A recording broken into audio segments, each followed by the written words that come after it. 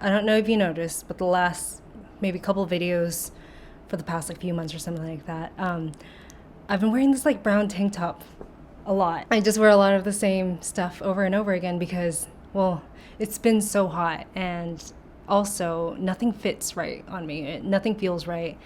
So I've just been wearing the same stuff every day, and I started getting really sick of my clothes. I either wear work clothes, like workwear stuff, to go do ceramics and get it super dirty, or once a week, or maybe once every 2 weeks, I'll DJ, and then I'll try and get dressed up, and then it feels a little bit out of place. I feel kind of like uncomfortable in my own skin. So if you have any advice on places to shop, please let me know. I've been looking around well, I went to Madewell, and I got kind of overwhelmed by just that one store. So I only made it into one store. I spent like maybe an hour looking around at things, and then after that I went all around the mall, and I don't know, nothing just felt right. Maybe it's that day, maybe it's just the season. I just don't like summer so much. Anyway, I got a bunch of stuff from Madewell, but they're all like basics, like jeans and t-shirts, and like a denim jacket, which I've already had. And I started going through my closet to see what I haven't been wearing a lot of, and then what I want to keep in my closet for long term. There's a bunch of things that I've had for over 10 years, over 15 years and such, that I want to keep forever if possible. But then there are other things that just don't fit me that I love, but I kind of outgrew in size. So I added everything that I have to Depop, and I'm also adding more things to Depop as well. So yeah, I started a Depop. I'm going to keep adding to it. So if you guys are interested, you can follow me there. If you have any advice on what to look for, please let me know as well. I feel like I wear a lot of the same things that I would wear 10 years ago or 15 years ago. So it hasn't really changed much in the time that I've been on YouTube. And I don't want to deviate from that style either, because it doesn't feel genuine to me. I just haven't been excited about clothes in a long time. So if you have any input on like brands that you like or stores that you like, let me know. In terms of ceramics, this is something that I made a couple months ago. I made a little leather, well, it's not leather, but it's a ceramic couch just made to look like leather. And then I made another one, and I made a little video on it, and it got a lot of really good feedback. But it's this little, it looks almost like a Simpsons couch. This top part comes off like that, so you can put your stash in it. I call it the sofa stash, or the or in the couch, like indica in the couch. But you can fit a lighter and maybe some joints in there, maybe some money. But the thing is, I need to get it perfect. So this isn't quite the size that I want. I want it to be a little bit deeper so that you can put more things in it. But I also don't want it to be too big, because the last one I made was a little bit smaller than this, and I thought it was a perfect size, but doesn't hold that much. This one I think is a little bit too big, because I try to scale things either 112 or 124, so that you can tell that it's a miniature. It's meant to be a miniature item, because at a certain point it's going to look like it's too big, and it's not cute in my opinion. So I'm going to try and scale it so that it's a better size, and then eventually sell it on my website. But yeah, this took a long time to make. This one's going to be for me because there's some cracks right here because I didn't mend it that well. But I really like the worn-in part of the couch. I also actually made the Togo couch too, which was be coming out of the kiln today. So if I can get it in time, then I'll post a photo of it. I didn't know this, but this month I did my second to last set for Worldwide FM. They're going to stop doing 24-hour broadcasting, so they sent us all an email. It was really sad and everything, but I've been doing it for like 3 years or something like that. Every month, once a month, I'll come up with an hour set list and then post it on Worldwide FM. So I'll leave a link to it if you guys are looking for playlists. It's just going to be very different in terms of like researching for music. I guess I don't feel like it's going to be a lot more or as much pressure as it has been the last few years to research new music to add to these set lists once a month, because I try not to repeat any songs or repeat any sections or repeat anything at all, right? So yeah, that's all. Let's talk about a favorite ceramic that I've been gravitating towards. So my friend Sam, who goes to the studio that I go to. So she is a teacher at the pottery studio that I go to. She's a member at one studio and she's a teacher at another. I think she sometimes overlaps, but for the most part, she tries to only work in one studio because, unfortunately, when you're a teacher, people come up to you and ask for your advice or ask for your opinion all the time, which is awesome. It's great to share and stuff. But if you're trying to get your production work done, you can't constantly be interrupted. So a lot of people will put on headphones and such. I do this thing where whenever there's a class, I'll take a photo of the schedule and according to like which teachers are there, I'll like sit kind of close to the tables that they're teaching at, and then I'll kind of overhear, because I have like supersonic hearing, I'll overhear like some of their lessons, and I just learn so much. So I get like free lessons in a way. Anyway, she came over to my house once and she gave me this bowl thing, and it came with a bunch of candy, and I ate up all the candy, and then I looked at the bowl, and she also gave me the bowl too, and I'm like, wow, this feels so good. Like, she's only started like, I think maybe a year ago, maybe even less, and then she's gotten to this point where she's just a perfectionist, you know, and it's just perfect. The lip is beautiful, and I don't know, everything about this just feels so good. And I love how it's raw on the outside, so I can like really shake it around and not worry about slipping it out of my hands. The glaze on the inside's nice too. She's actually really smart with her glazes. So whenever I ask her about something, she sends a really detailed description about how to replicate that glaze. Yeah, really smart girl. I think she's getting prepared for doing holiday markets, but I'll try to find her website or her ceramics Instagram and link it so that you guys can have a look through. But great for gifts because the holidays are coming up. Speaking of which, I am working on the newest launch. I know I said that I was going to do it once a month, but I got to a point where it was kind of overwhelming, packing up everything and then working on everything to do it all in 1 month. So I think I'd rather do 3 months at a time where I just work as hard as I can to make as much stuff as I can, and then spend the next few days after putting on the website to pack everything up, because it takes me a couple days, if not a few days, to pack up everything. And that's not my forte, so I try to do everything right, and my boyfriend's been helping me a lot with that. And it's very time consuming, the packing part, and that part takes away from my time to design things or make things. So that's the reason why I'm trying to do 3 months at a time. So I think the next launch date is going to be sometime in November, but we'll see. Media things that I've been enjoying. So I talked about NTS Radio before, which is an online radio platform. It's kind of like Worldwide FM, where you stream DJs' sets. And then my friend Phil Nisko and Free the Robots Chris has a radio station called Mild Animals, or their set is called Mild Animals, and they had another friend, Thomas Van Doe, TVD, who I've known for, I want to say like 15 years. I've known for a really long time, maybe even longer than that.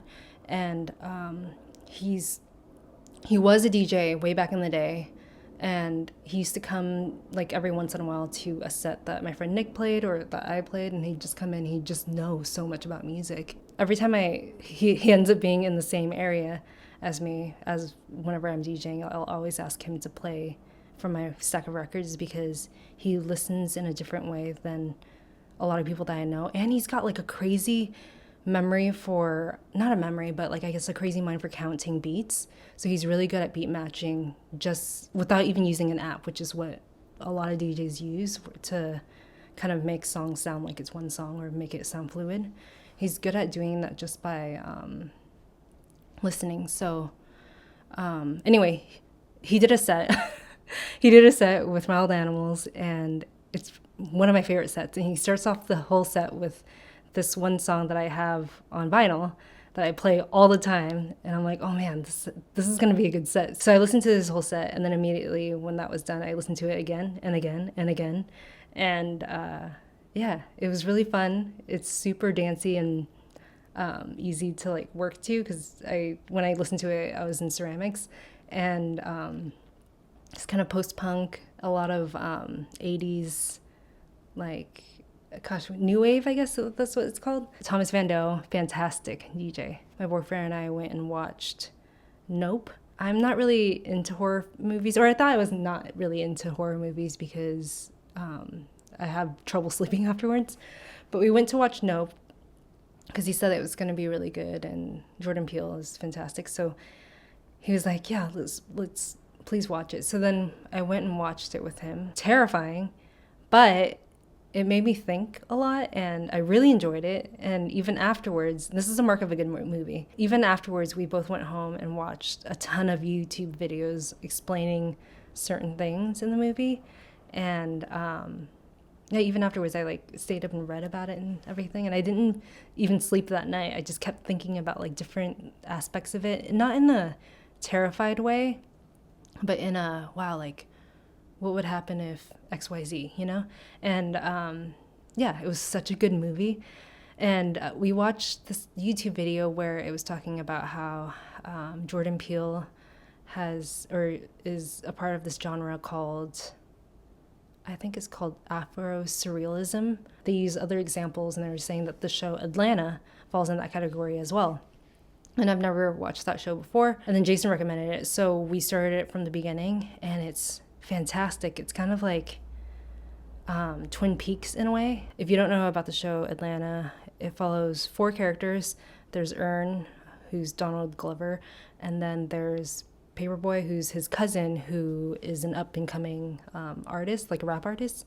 And then Ern's partner or ex-wife, Vanessa. And then Paperboy's friend, Darius, who's I guess he's almost like a hype man, or I really don't know what he does. I know it's like 4 seasons deep, but I really don't know what he does. I think he's just like there for moral support.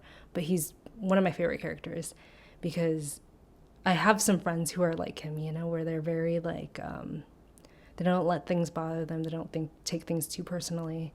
They're very like 4 agreements based kind of lifestyle. And I don't know, he's like one of my favorite characters because you know that he won't hold a grudge, you know? Anyway, we watched 3 seasons of that show in just, I don't know, a week or so, and then took a couple-week break because season 4 came out just recently, and there's a new episode every Friday, so we're just going through that right now, and we're up to date and everything, but there's a new episode tomorrow, which I'm really excited about. Oh, and the music. It's fantastic. I can't recommend it enough. Even if you go on Spotify and just listen to the music that is on the show there, it's really good. So just last week, New York Times Cooking reached out to me to go to an event that they were throwing where you learn how to cook. It's Cook With Us in Los Angeles. It's Donabe Essentials with Miss Donabe. What a fantastic experience. I left with like a few things that they gave us. We learned how to cook a couple dishes, and I have no idea how they found me because I don't make that many cooking videos. I do make some donabes in ceramic, so maybe that's how they found me. But I was so honored to be at that experience because I learned so much, and it was just so fun. I got a donabe because, well, I kept thinking to myself, like, I should just make one. I should just make one that's that size. But realistically, I've never made anything this big before. I did already season it, and it's just so beautiful. And it smells really good too. But yeah, I've never seen anything so perfect at the studio. But eventually my goal is to learn how to make something this big, which I know I can. I know I'm capable of it because I can make smaller versions of this. So one day I'm going to make something this big. And obviously it can be done because someone threw this. Yeah, that experience was just what I needed because that week was just so hard. And I was just having a lot of trouble with like ceramic stuff and like other work and just having like very, I don't know, conflicting messages about what I should be doing with my time, my life. And then I went off to this New York Times thing, and I don't know, I forgot how much I love cooking and how much I actually know about cooking because all the people who are there really love watching cooking videos and just know a lot about cooking. Or maybe it's just the people who were asking questions. All the people who were asking questions were asking fantastic questions too. I go to a lot of events, and sometimes people will ask questions just to participate in a way, or it feels like they're just asking questions to participate or just to fill up like silence in a way, and that bums me out. But I feel like at this New York Times thing, everyone who was there truly loved food and truly loved cooking and was very curious about every aspect of this. So yeah, I learned a lot from that experience. And when I got back, it was just, I was so excited and like recharged and ready to, I don't know, do something with this. If you have a chance to go to a New York Times cooking event, I think that's their first one. But if they throw more in your city and if you have a chance to go, highly recommend it. It was an A+ experience. I went to Dallas with my friend Rachel. So she is an antique jewelry dealer. She sells, I believe, on eBay. And there's this man who has been working in the industry for I think about like 60 years or something like that. And he just had huge warehouses full of jewelry. And he's on the decline right now. So his health isn't doing so well. And he decided to sell off everything. So his family was there, and his wife, or his ex-wife and daughter were going through all this stuff. And it was like very, like an emotional experience, just like going through someone's estate sale. But this person's still present, you know? So he came and he like looked around at everything, and it's just, I don't know, it really makes you consider all the stuff that you accumulate. Or for me, it really makes me consider all the stuff that I accumulate and let go of in my life, or things that I keep from childhood. It's just a lot of stuff to like try to get rid of or try to put a value on, you know, for the public or the general public to go through and kind of just like tear apart. So it really bummed me out. It made me think a lot about my records, because I have so many records and it's been such a burden, like bringing them back and forth. Even though I use that for my job and everything, there's so many records that I don't use or haven't gone through because I'm so overwhelmed by it. And it made me think about that a lot, because if I were to die, for instance, what's going to happen to them? And is the next person going to value them as much as I do? Or if they're split up, you know, there's like so many different variables. But it made me think a lot about that. It was in Dallas, and we were there for maybe 3 or 4 days. And it was such a surprising experience. Like, I didn't really expect much going into it. But while I was there was so much to do and see and eat and just enjoy. We stayed in this area called Deep Ellum, which is like kind of like a hip, walkable area. But then while I was walking around there, they're like, try this part and like go to this place. And like, we went to like a couple museums, and I know there's so much more to see. So I definitely want to go back. A lot of very intentional and thoughtful conversations with strangers when I was out there. So yeah, really grateful for that experience. Last thing here. So, my boyfriend and his sister and his sister's, husband, I was going to say brother-in-law, husband, have been going to the beach. I've been joining them every once in a while too, but they're really into bodyboarding, and whenever I go out there, I just automatically fall asleep. As soon as I hit the sand, my eyes get so heavy, my eyelids, they just start shutting, and then I just fall asleep and knock out for like hours. They've been bodyboarding or boogie boarding for about a year now, and then one day my boyfriend's like, you should just try it. So then I went out, and goddamn, it was so fun. I couldn't stop thinking about it. So we've been going maybe once a week, twice a week or whatever. It's still really hot in LA. I love it, guys. I love it so much. It's kind of goofy because you feel like when you look out at the people who are bodyboarding, you're like, those waves are tiny, you know? But while you're riding them, they're like insane. They feel like an insane experience, and they go so fast. There's very few things that make me feel like a kid again, and that's one of them. So it was such a fun thing this last month. And to the point where I bought a rash guard so that I can continue boarding. And I'm already even thinking about November and December when it gets colder to get like a wetsuit and stuff like that. So I hope that I end up doing it for like a long-term situation, or that I'm able to. And thankfully I live in California, so it's going to be easy. If you have a fear of the water, if you have a fear of going out deep in the ocean, which is like a very real fear for me, in a way, having a bodyboard with you is kind of like a safety net, or like a false safety net. Yeah, so yeah, I was able to go out and enjoy like hours and hours of fun in the water. That's everything. I hope you enjoyed this video, and I'll see you in the next one. See ya.